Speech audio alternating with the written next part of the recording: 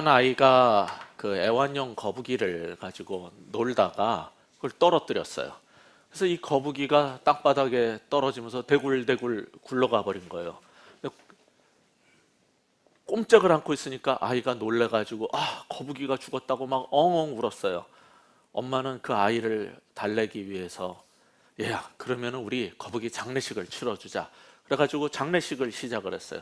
한참 장례식을 하고 있는데 이 거북이가 손이 쫙 발이 나오더니 머리를 싹 내밀더니 천천히 움직이기 시작하는 거예요. 그걸 보고 놀란 아이가 한참 쳐다보더니 엄마, 우리 이 거북이 죽여요. 그러더래요. 왜 그랬을까요? 지금 중요한 거는 장례식을 하는데, 장례식 놀이를 해야 되는데 이게 살아났으니 이거는 곤란한 거예요. 그러니까 죽여버려요. 이렇게 말했다는 겁니다. 우리도 인생을 살면서 내 마음대로 어떤 것을 주무를 수 있을 땐 상관이 없어요. 그런데 내가 원하는 길과 다른 길로 가고 다르게 움직이면 내 게임을 위해서 그냥 판을 엎어버릴 수도 있고 저거 죽여버려요 하는 아이처럼 행동하는 어른도 있을 수 있는 겁니다. 사도들은 예수의 이름으로 말하거나 가르치지 말라고 그랬는데 복음을 전하다가 잡혔어요. 그리고 풀려나면서 그렇게 하면 안 된다고 이제 다시 언급한다라고 풀어준 적도 있었습니다. 사도들이 그럼에도 불구하고 나가서 예수가 우리가 기다렸던 그 메시아고 그분이 하나님이라는 사실을 복음을 분명히 전했을 때 많은 사람들이 주님께 돌아왔어요. 그러나 누구보다도 하나님을 잘 알고 또 말씀을 제일 많이 상고했다는 대제사장들과 그리고 정말 종교적인 지도자들, 수많은 사람들은 예수님을 믿지 않았어요. 오히려 그들은 화를 내고 그 복음을 전하는 사도들을 잡아 죽이려고 했습니다. 이유는 물론 있어요. 4장 18절에서 우리가 이미 아는 것처럼 석방해 줄 때 예수의 이름으로 말하지도 말고 가르치지도 말라고 선고를 했는데도 불구하고 그들은 불복하고 지키지 않은 것도 잘못이겠죠. 그리고 2장 23절이나 36절 또 3장에서 3번에 걸쳐서 이스라엘 너희들이 이 예수를 죽였다라고 고발을 했었어요. 체포된 다음에 대제사장한테는 4장 10절 26절 5장 30절 적어도 3번이나 바로 너희들이 죽였다고, 그 대제사장들이, 지도자들이 너희가 죽였다라고 분명히 말을 했습니다.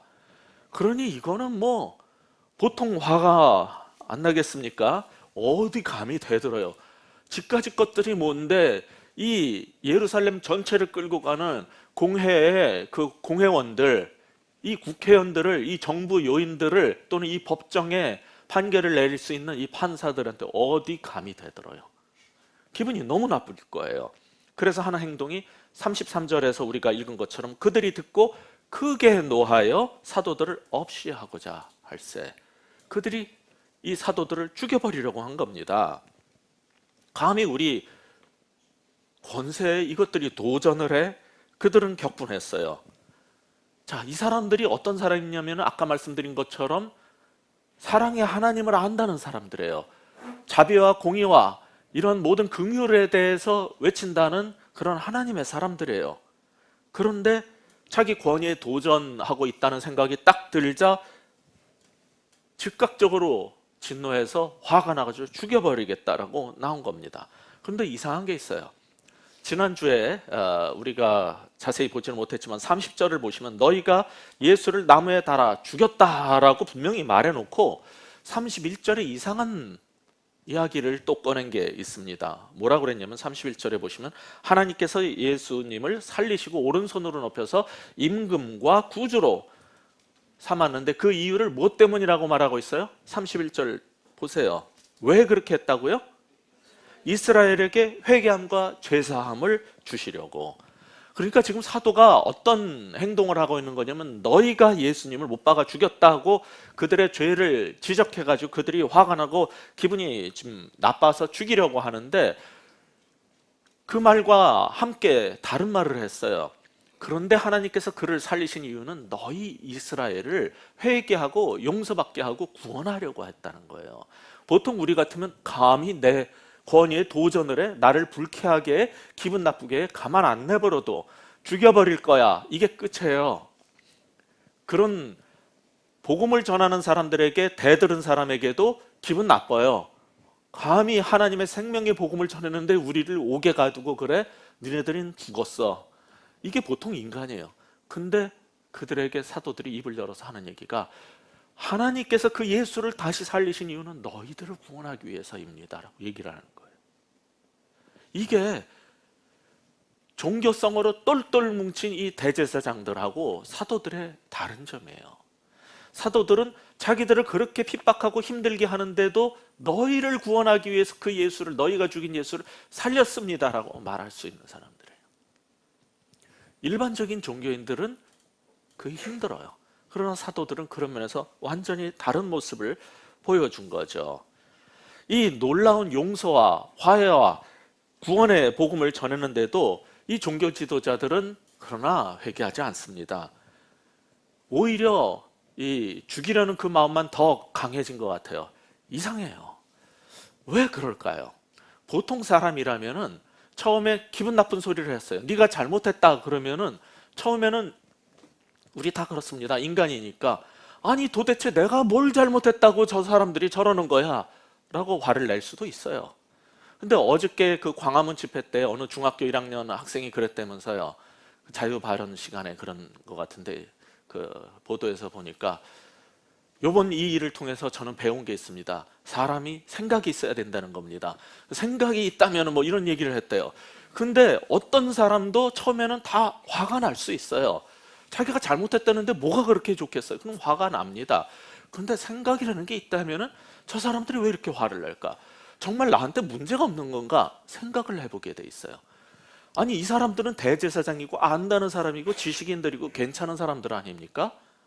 그럼 너희가 못 박아 죽였다 그래 놓고서 그래도 하나님이 그를 살리신 거는 너희들을 구원하기 위해서야. 그러면 생각을 해보면은 뭔가 달라져야 되는데 끝까지 죽이려고 드는 거예요. 지금 여러분은 이 상황 속에서 이것들이 못됐네가 아니라 그들의 배후에서 일하고 있는 어둠의 영들의 사탄의 일들을 보셔야 됩니다. 사람이 보통 그냥 삐치면 화가 나면 처음에는 화도 내고 못마땅할 수도 있는 거예요. 그런데 그렇게 구원의 기회를 주고 회개의 기회를 줬는데도 계속 그런다. 이 뒤에는 사탄의 역사가 있는 겁니다. 그래서 그들을 미워할 뿐만 아니라 이제 죽이고 싶은 거예요. 그냥 어떻게 처리하는 정도가 아니라 죽이고 싶었어요.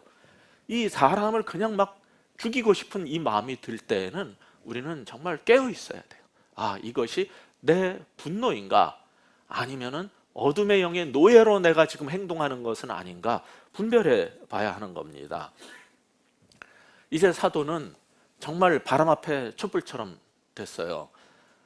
어떤 사람이 저 촛불들 바람 좀 불면 꺼질 거다 그랬더니 사람들이 그래? 그래가지고 LED 촛불뿐만 아니라 우리 목사님들이랑 수양회를 갔었는데 거기서 보니까 어느 목사님이 휴대폰에 앱을 받았는데 바람 불어도 안 꺼지는 촛불을 받아놨더라고요. 근데 이게 이렇게 손가락으로 미니까 촛불이 점점 커지고 땡기니까 촛불이 점점 작아져서 신기해서 저도 다운받았어요.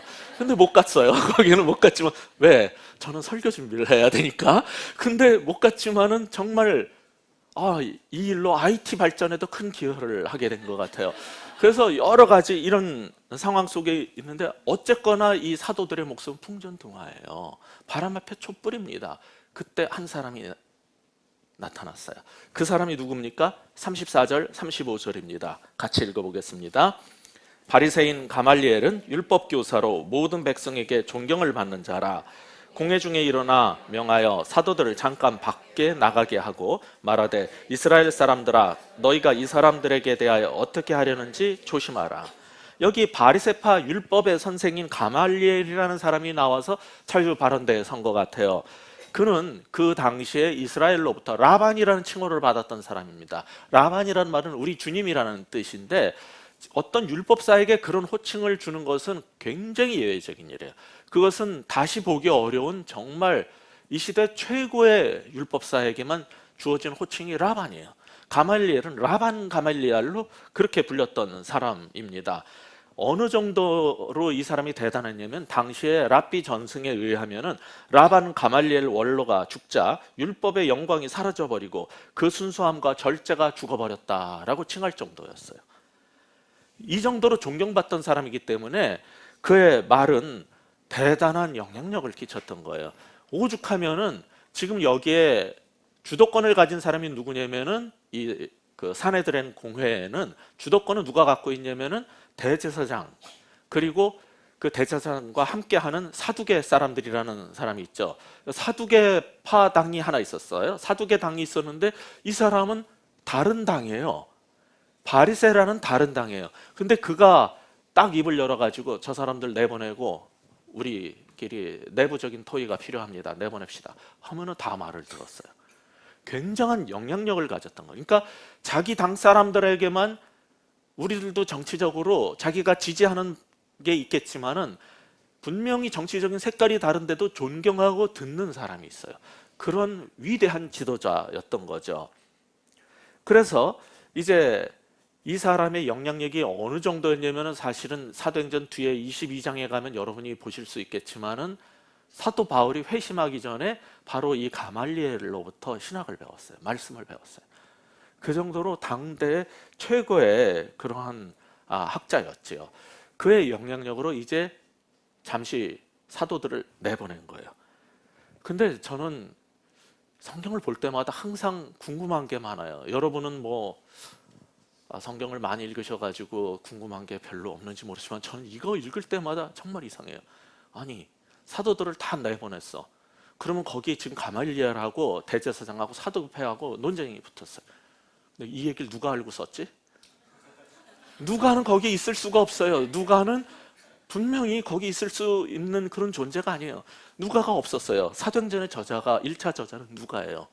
누가 그거를 듣고 알고 누가 썼지? 이 누가는 아니고 어떤 누가 썼는, 이게 저는 너무 궁금한 거예요.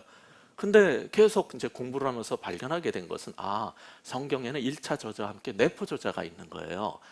그래서 이 내포 저자를 우리가 보통 뭐라 그러냐면은 영화나 드라마 이런 데서 나레이션 한다라고 그러죠. 나레이터가 항상 숨어 있어요. 이게 문학적 장치인데 그 나레이터는 신기한 게 전지전능하신 하나님 같아.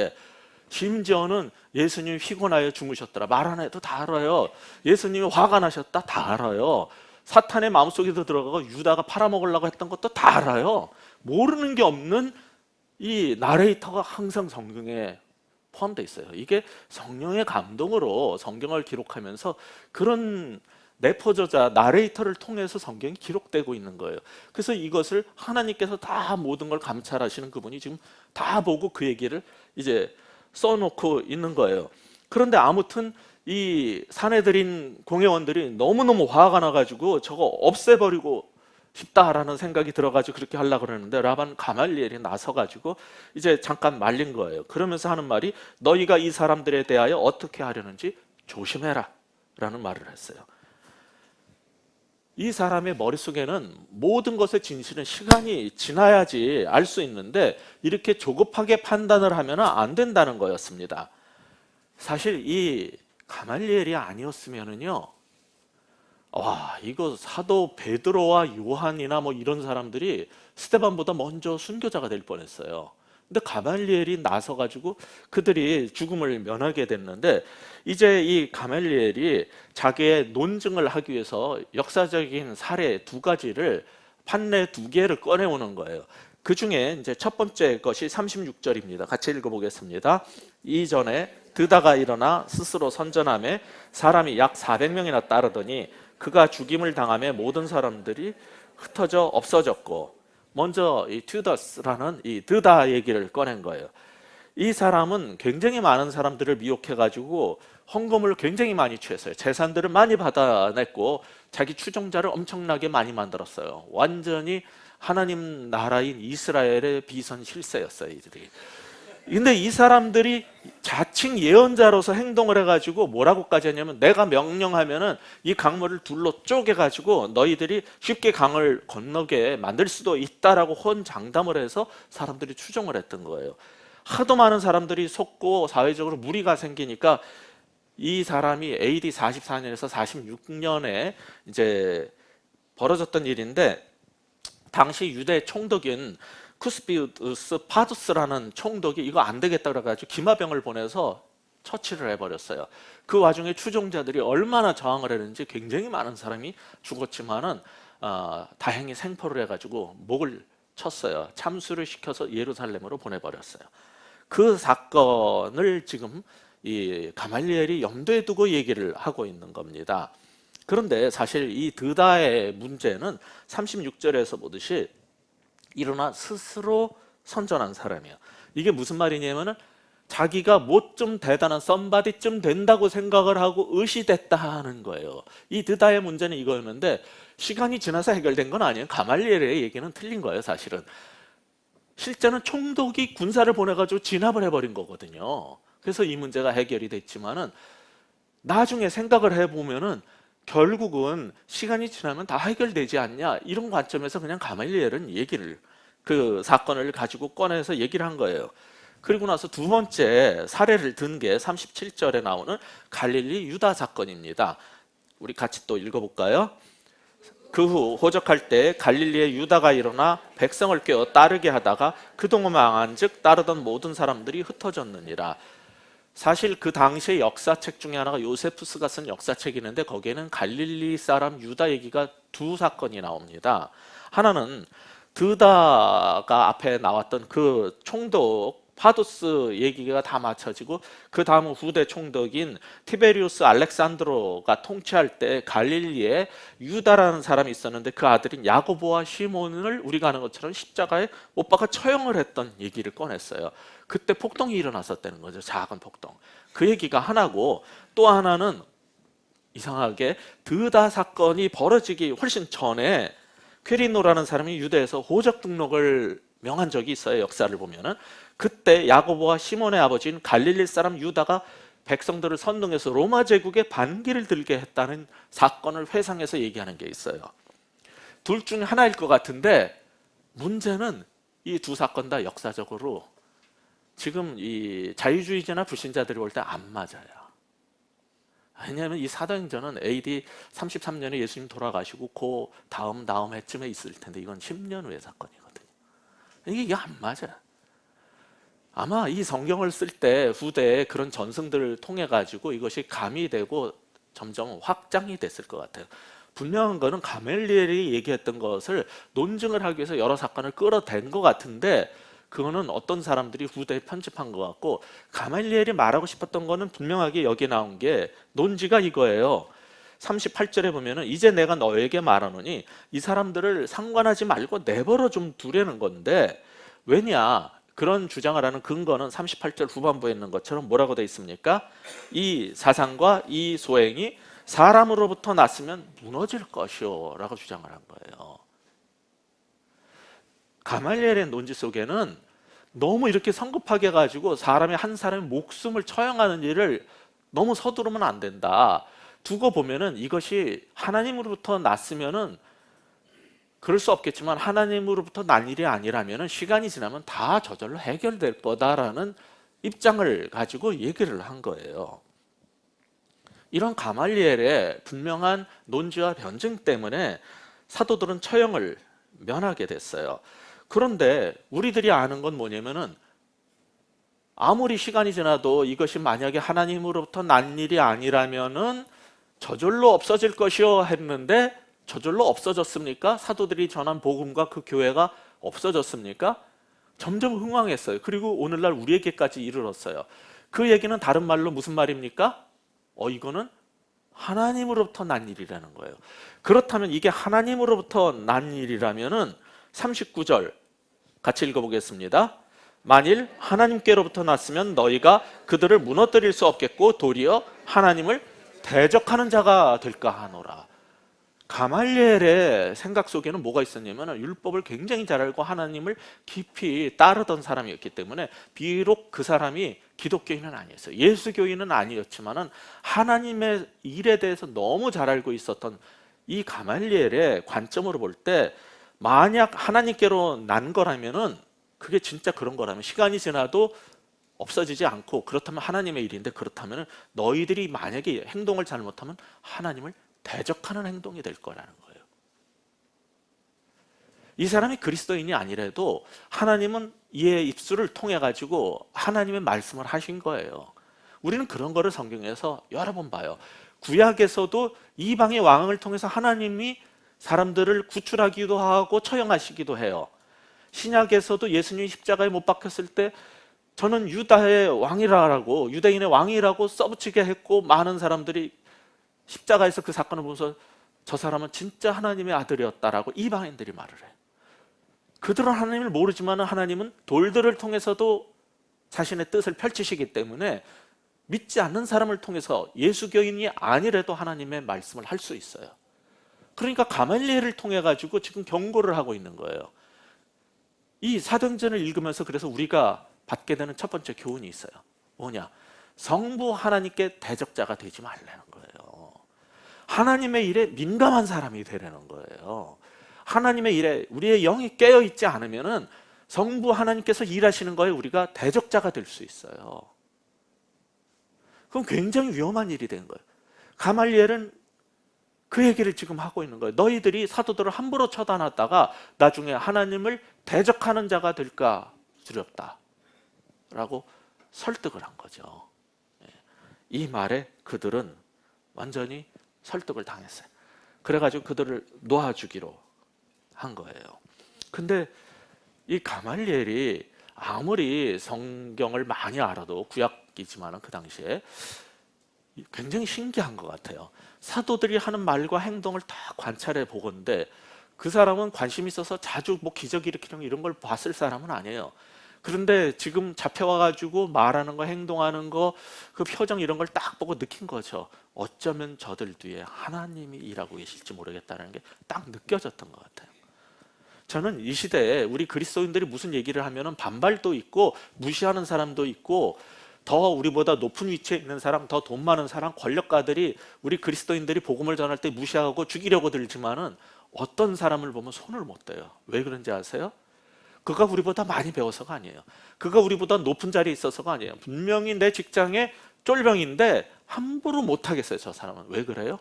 그 사람의 모습 속에 하나님의 영광의 후광이 있는 거예요. 어떤 사람을 보면은 하나님의 광채가 나요.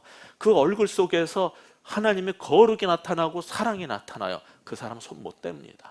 어쩌면 가말리엘은 그걸 본 건지도 모르겠어요.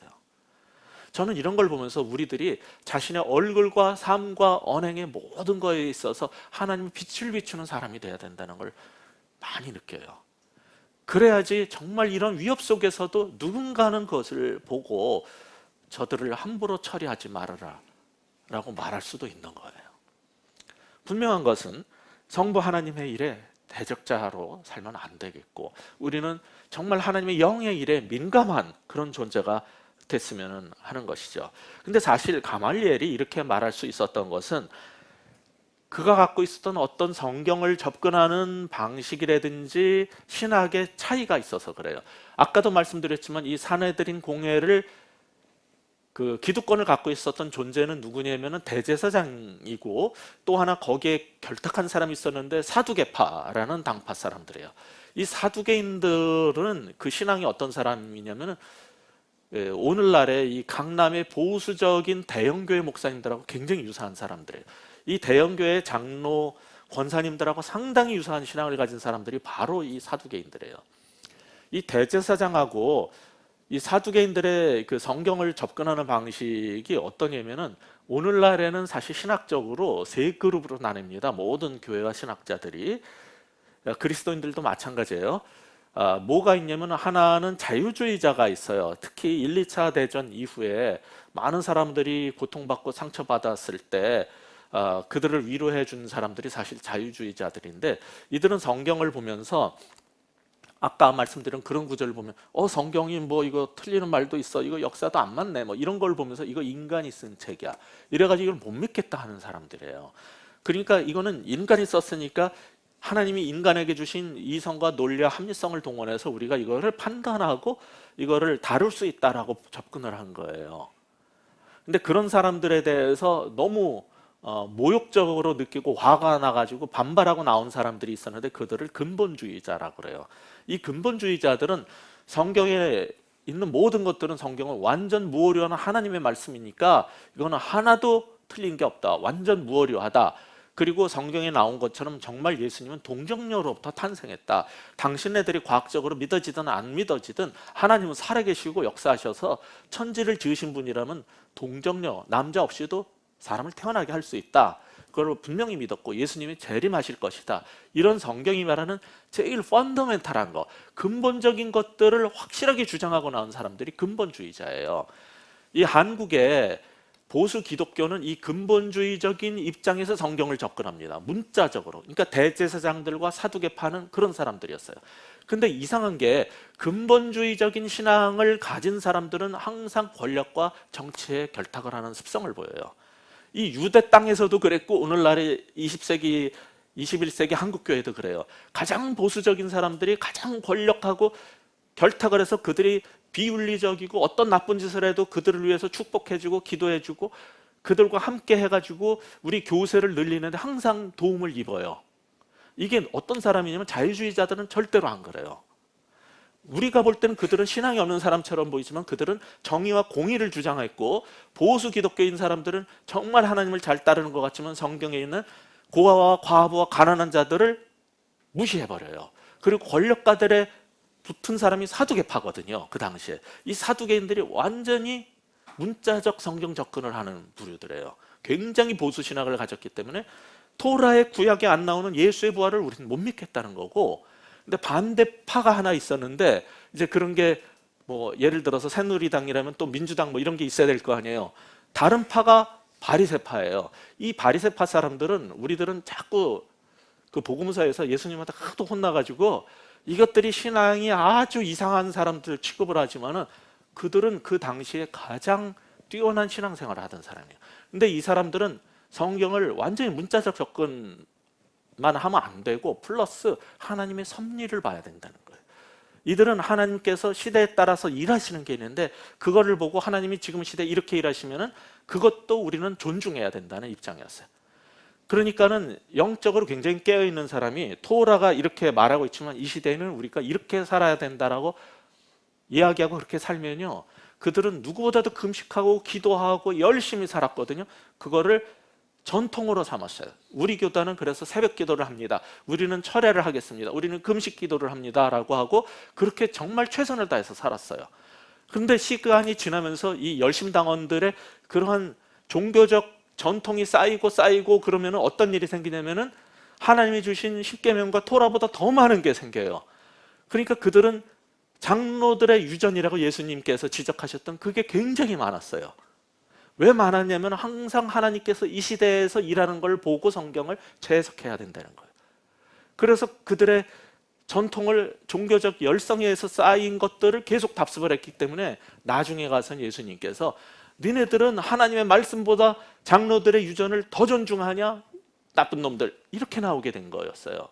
이들이 신앙이 없는 사람이 아니고 극보수주의자들이 아니라 오히려 오늘날 한국에 자유주의자가 있고 근본주의자가 있다면은 한국교회 보수교회는 거의 대부분이 근본주의예요. 근데 세 번째 부류가 기독교계에 나타나는데 그게 뭐냐면 둘 다 문제가 있다는 거예요.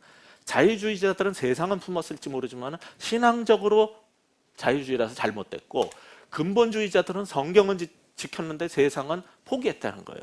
이건 사탄한테 내줬다는 거죠. 그래서 복음주의라는 게 나타났어요. 이 복음주의자들은 근본주의 신앙을 가지고 세상에 대한 책임감도 느껴야 된다는 거예요.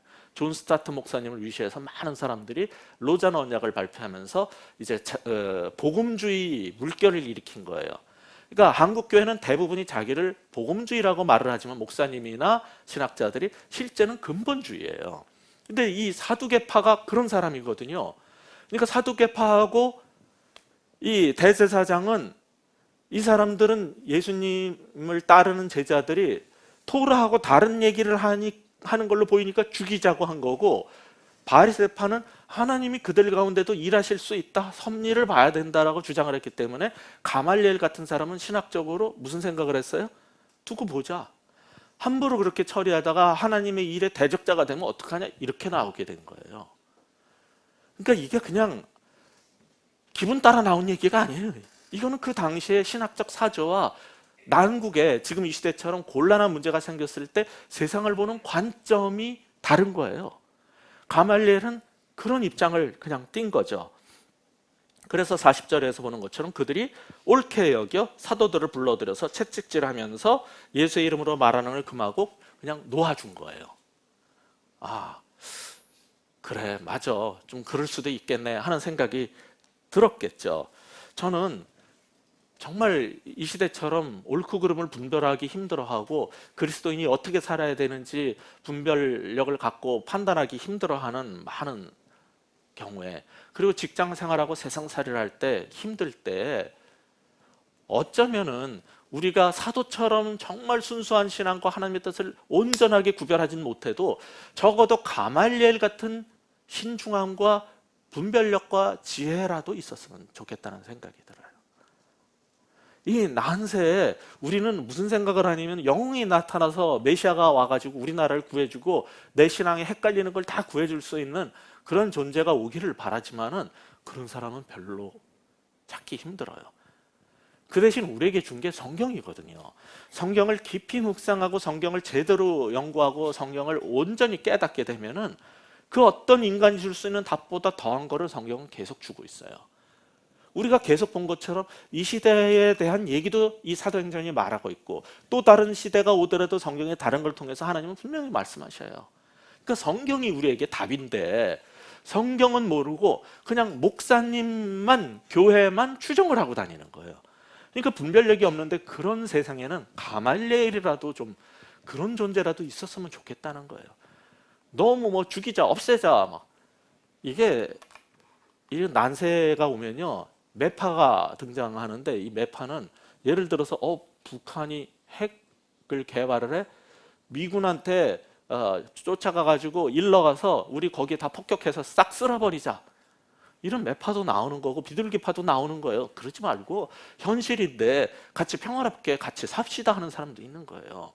왜 광화문에 나가가지고 막 200만이나 되는 사람, 가까이 되는 사람들이 왜 저 난리예요? 저거 가스통 들고 나가서 그냥 싹 쓸어버리고 싶은 사람도 있고, 군대를 동원해서 진압을 시켜버려야지 왜 저러고 있냐 하는 사람도 있고, 그들이 어떻게 하는지 무슨 일이 벌어지는지 두고 보고 평화롭게 가자 하는 사람도 있는 거예요. 이런 시대 속에서 누군가가 와서 답을 말해주길 바라지만은 우리는 새로운 메시아가 재림 때까지는 안 와요. 그때까지는 어떻게 하냐면 우리 속에 성령을 보내주시고 하나님 말씀 속에서 여러분이 판단하라는 거예요. 근데 적어도 가말리엘처럼 아무리 성령의 그런 인도하신 거 예수는 몰라도 하나님 말씀이라도 알면 지혜로운 판단력이라도 생기는데, 그것조차 없는 사람들이 나서면은 난세를 더욱 힘들게 몰고 가는 거죠. 근데 이 사람들이 그냥 사형을 시키려다가 그냥 아무 일 없었던 것처럼 내보낼 수는 없으니까 이제 태형을 해서 매를 때리고 채찍질을 해서 내보냈어요. 학자들은 이 매가 사도 바울이 이후에 복음을 전하다가 맞았던 40의 하나감한 매일 거라고 봅니다. 근데 당시 유대 기록에 의하면 이 매는 우리나라에도 옛날에 이 곤장 친 거 있죠. 40의 하나감한 매를 맞다가 많은 사람들이 죽었어요. 너무나 고통스러운 채찍질이었고 매를 치는 거였기 때문에 이 매를 맞다가 상당히 많은 사람들이 죽었을 정도로 이건 고통스러운 일이에요. 근데 생각해 보세요. 지금 이 태형을 받는 사도들이 어떤 사람입니까? 무리를 걷는 기적을 경험한 사람이에요. 그 중에 한 사람은 또한 많은 사람들이 귀머거리가 귀가 열리고 소경이 눈을 뜨는 것을 본 사람이에요. 베드로는요 얼마 전에 성전 미문에서 안진뱅이를 일으켜 세운 기적을 경험했던 사람이에요. 더더군다나 얼마 전에 잡혀왔을 때는 옥에 가둬놨더니 간수도 모르게 이 사람들이 샥 사라졌어요. 옮겨졌어요. 그 기적을 체험한 사람이에요. 그러면 매를 맞다가 한 대요, 두 대요, 세 대요 계속 맞다 아파 죽겠고 피 터지고 막 난리 났잖아요. 그러면 기도가 절로 나올 거예요. 뭐라고 기도할 것 같아요? 여러분 같으면은 주여 나를 옥문에서 싹 꺼내놓으신 것처럼 이 태장 맞는데 저를 사라지게 하여 주시든지, 아니면은 차라리 저를 죽여 주시옵소서, 이 고통이 너무 심합니다, 차라리 저를 데려가 주시옵소서, 주님 만나고 싶습니다. 이게 보통 사람의 기도일 거예요. 근데 이 사람들은 이상한 반응을 하는 거예요. 뭐라고 반응합니까? 41절 같이 읽어보겠습니다. 사도들은 그 이름을 위하여 능욕받는 일에 합당한 자로 여기심을 기뻐하면서 공회 앞을 떠나니라. 이상해요. 이상해도 보통 이상한 게 아니에요. 그 이름을, 예수의 이름을 위하여 능욕받는 일, 마흔에 하나 가만 매를 맞는데 그런 매를 맞을 수 있는 자격이 있다고, 합당하다라고 저를 봐주셔서 감사합니다. 그리고 너무 즐거운 마음으로 룰루랄라 하고 공회를 나왔다는 거예요. 이거 세상 사람 볼 때 미친놈이지. 죽도록 팼는데 나를 하나님께서 이렇게 매를 맞을 수 있고 하나님의 이름을 위해서 살 수 있게 능욕받게 해주심을 감사하고, 그런 감히 저 같은 사람이 그런데 합당하다라고 여겨주시니 주님 이 은혜에 제가 감사합니다. 이렇게 말할 수 있는 사람이 어디 있습니까? 그리고 너무 즐거이 기쁜 마음으로 나왔다는 거예요. 도대체 이건 무슨 일입니까? 여러분은 성령의 충만을 그렇게 간구하지만 성령의 충만을 받은 것이 꼭 기적을 일으키고 방언하고 예언하는 것만 성령의 충만입니까? 아니에요. 성령의 충만을 받은 사람들의 특징, 이 제자들의 특징이 뭡니까? 이 본문이 우리에게 주고자 하는 두 번째 교훈이 이거예요. 성자 예수님을 위해 핍박받는 것을 영광인 줄 알라는 거예요. 이들은 그게 있었어요. 성령의 충만함을 받았는데 때리면 안 아프겠습니까? 똑같이 아파요. 마음 슬플 때 똑같이 슬플 수 있어요. 그들은 환난과 핍박을 당할 때 똑같이 핍박을 당했어요. 어제 그렇게 막 눈비가 오고 추위가 와가지고 야 이제 좀 그야말로 누구 말대로 촛불이 사그러들겠구나 했더니 더 많이 몰려들었잖아요. 이 복음의 불꽃을 가득 품은 사람들은요, 환난과 핍박이 죽음의 위협 앞에서도 옥에 가둔다라고 해도, 채찍질을 해도 그들은 기꺼이 즐거이 그 능력받기를 기뻐했단 말이에요. 성자 예수님의 이름을 위해서 핍박받는 것을 두려워하지 않는 믿음을 갖게 된 이들을 본받으라는 거예요. 첫째, 성자 하나님께 대적자가 되지 말고 성부 하나님의 일에 민감한 영을 가지라는 거예요. 두 번째, 성자 예수님의 이름으로 핍박받는 것을 영광으로 여기는 삶을 살라는 거예요. 성경은 계속해서 우리에게 그런 것들을 요구하고 있어요. 실제로 종교개혁 때 루터와 캘빈에 의해서 종교개혁이 일어났지만은 어떤 사람들은 그게 못마땅했어요. 왜 개혁을 하겠다고 나왔으면서 이렇게 타협한 개혁을 합니까? 왜 더 분명하게 개혁을 하지 않습니까? 라고 주장한 사람들이 있었어요. 그들은 어떤 사람이었냐면은, 우리가 가톨릭 국가에서 태어나서 살면서 부모가 교회 다니고 내가 가톨릭 국가에서 태어나서 나는 영세를 받았지만은 성경에 있는 것처럼 세례라는 것은 내가 회개하고 예수님을 나의 주님으로 고백했을 때 받는 것이니, 그러니까 이제 내가 처음으로 예수님을 만나고 회개했으니 나에게 세례를 주세요 했더니 가톨릭 교회 사람들이랑 또 개신교 중에서도 루터파와 캘빈파와 이 사람들이, 개혁파 사람들이 볼 때 저것들이 베프티즘을, 세례를 다시 받겠다고 나왔다는 거예요. 그래서 아나 베프티스트라고 불렀어요. 아나라는 말이 다시라는 뜻이거든요. 가톨릭이 볼 때는 우리 교회에서 줬던 영세를 무시했다는 거예요. 그래서 두 번째 다시 받는 세례라고 봤지만 그 사람들은 무슨 생각을 가졌냐면, 난 몰라, 내가 언제 받았어, 부모 손에 이끌려가서 받았다고 그러는데 난 그때 몇 살이 아니지, 며칠밖에 안 됐을 때 난 생각이 안 나. 그런데 내가 살면서 내가 죄인이라는 걸 처음 깨달았어. 그러니까 내가 회개하고 세례 받겠다는데 난 이거 첫 번째 세례야 라고 주장하고 나온 거예요. 게다가 예배도 왜 이렇게 드리냐, 교회가 왜 이러냐, 철저하게 개혁하자라고 막 나온 거예요. 그러면서 이 종교개혁하는 사람들은, 루터파나 캘빈파들은 가톨릭이랑 싸웠어요. 전쟁을 일으켰어요. 도시국가를 기독교로 보호를 해야겠다고 그래가지고 제네바, 쭈리히 이런 데가 막 전쟁을 했어요. 근데 이 사람들은 완전 평화주의자였어요. 하나님은 죽이고 죽고 하는 걸 원치 않으신다. 평화롭게 해결해야 된다. 그래서 이들이 평화주의자예요. 이 아나베프티스트의 후예들이 오늘날에 미국의 펜실베니아 가면은 옛날 옷 입고 전기도 안 쓰고 살겠다는 아미시들이고, 또 어떤 사람들이 메노나이트, 완전 평화주의자 전쟁 반대파들이 있어요. 그 교회 메노나이트 교회라고. 그리고 또 어떤 사람들은 그리스도 형제회라는 사람들이 지금 이 아나베프티스트의 후예예요.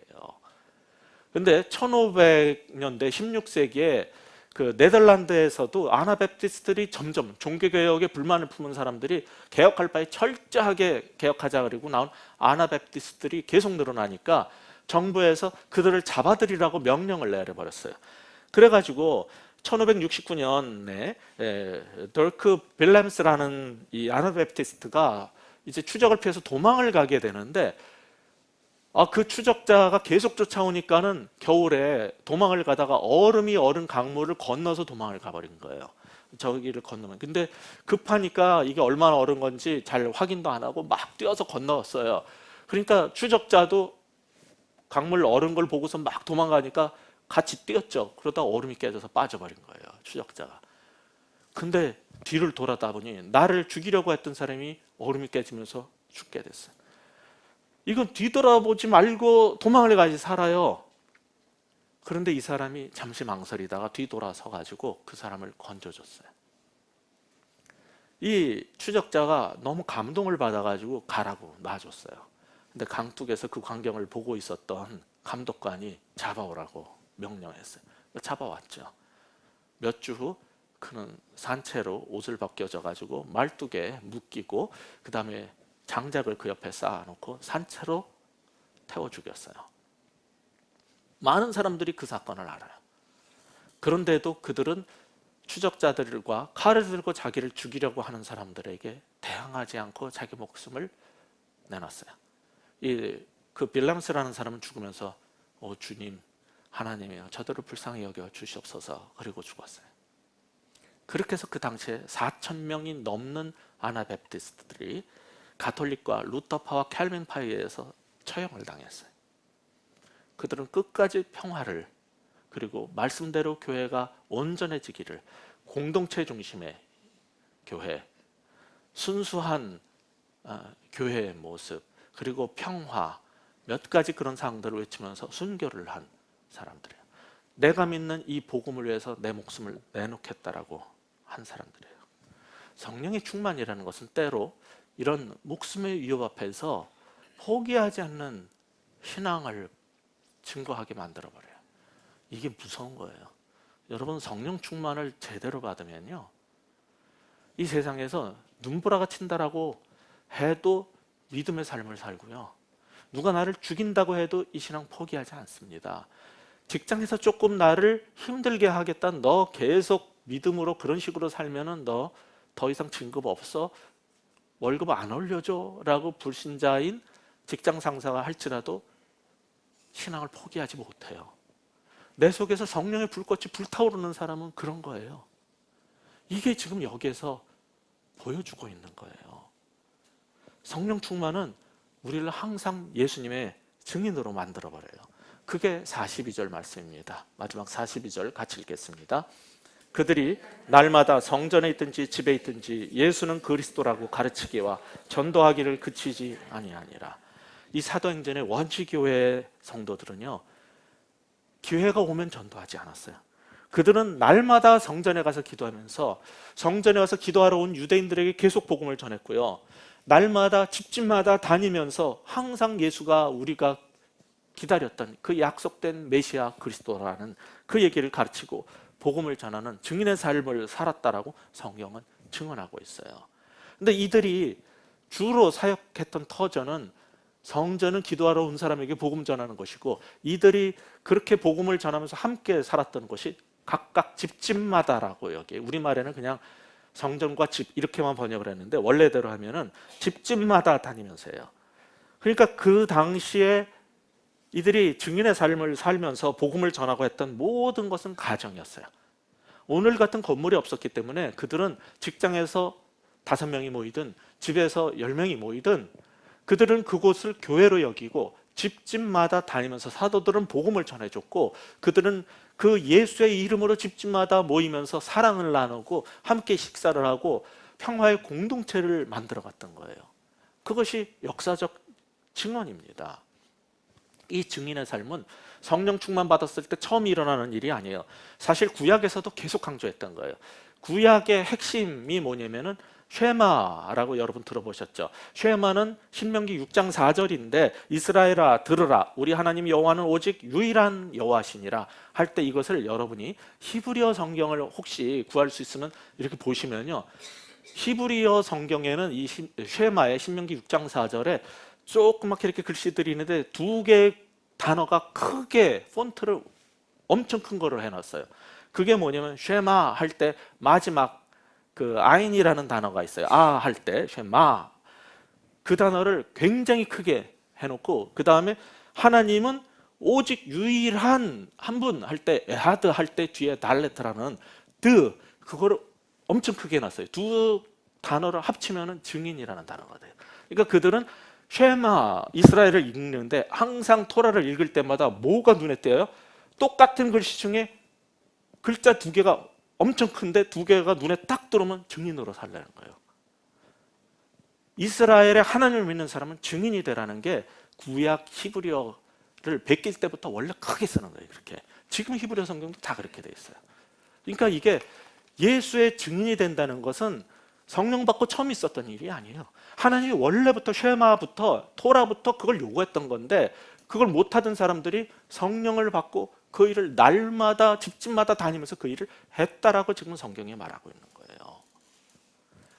오늘 이 성경의 마지막 교훈은 이겁니다. 성령 충만한 불굴의 증인으로 살아가라는 거예요. 성부 하나님의 일에 대적하지 말고 깨어있는 사람이 되라는 거.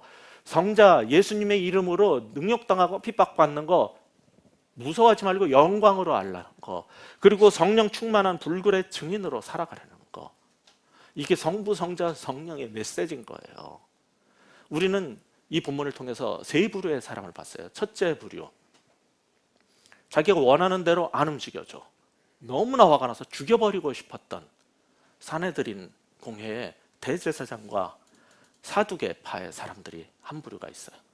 또 한 부류의 사람은 그러지 말고 그냥 기다려봐. 어떻게 될지 알아? 하나님의 이름은 어쩌려고 한 정말 지혜로운 가말리엘이라는 사람이 있어요. 그러나 세 번째 하나님의 사람들이 있어요. 그들은 너희 목숨을 빼앗아가겠다. 핍박을 해도 어떤 일이 와도 불굴의 의지로 예수의 이름으로 증인의 삶을 살고 그때 받는 능력을 두려워하지 않는 세 번째 부류의 사람이 있어요. 여러분은 어떤 사람입니까? 여러분은 어떻게 살고 계십니까? 사두개와 대제사장과 같은 사람입니까? 가말리엘 같은 사람입니까? 아니면 정말 성령 받았다고 하는 예수의 증인들의 삶을 살고 있습니까?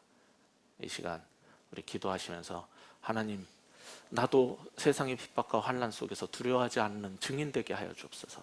날마다 예수의 이름을 증언하고 그때 우리에게 핍박이 와도 환난이 와도 그 능력을 당할지라도 오히려 감사하는 그러한 존재 되게 하여 주옵소서. 이 시간 우리 하나님 앞에 여러분의 마음을 여러분의 입술로 주님 앞에 기도하는 시간 갖겠습니다. 기도하시겠습니다. 아버지 하나님 이 시간 간절히 구합니다. 아버지 우리가 과연 어떤 존재의 사람인지 깨달아 알게 하여 주옵소서. 아버지요 우리의 신앙이 정말 예수 제자다운 그러한 삶입니까? 성령을 받았다는 사람의 삶입니까? 아니면 그냥 지혜로운 가말리엘 같은 존재입니까? 아니면 내 맘대로 되지 않는다고 화내고 분노하고 다 죽여버리고 없애버리고 싶은 사람입니까? 이 시간 우리 자신을 돌아보게 하여 주옵소서. 아버지여 정말 원컨대 우리 삶 가운데 성부 하나님의 역사에 민감할지언정 하나님의 일에 대적하는 사람 되지 않게 하여 주시고 성자 예수님의 이름으로 능력을 받을지라도 기뻐했던 이런 제자들의 모습 잃지 않게 하여 주시고 성령께서 정말 우리에게 충만하심으로 불굴의 의지로 복음의 증인으로 매일의 삶을 살게 하실 때 순종할 수 있는 모두가 되게 하여 주옵소서. 주여 이 시간 간구하는 주의 백성들의 기도를 들으시고 분명한 삶으로 우리를 변화시켜 주시옵소서. 아버지 하나님 수많은 사람들이 세상 가운데 있지만은 그래도 예수 믿는 예수님의 제자다운 삶을 살게 하여 주시옵소서. 그냥 내 생각대로 내가 화난 대로 내 마음대로 분을 일으키고 마음대로 처치해버리려는 그런 조급함에서 벗어나게 하여 주시고 그로 말미암아 하나님의 일에 대적하는 자 되지 않게 하여 주옵소서. 가말리엘처럼 지혜로운 자 되면 좋겠지만은 거기에서 멈추지 않게 하여 주시옵소서. 한 걸음 더 나아가서 예수 그리스도의 영에 충만하여 언제든지 예수의 이름으로 능력받기를 기뻐할 수 있는 그런 사람 되게 하여 주시고, 성령의 충만함을 받아 하나님의 불굴의 의지로 이 복음의 증인의 삶을 정말 포기하지 않는 하나님의 백성들 될 수 있도록 주여 축복하여 주시옵소서. 예수 그리스도 이름으로 간절히 기도합나이다.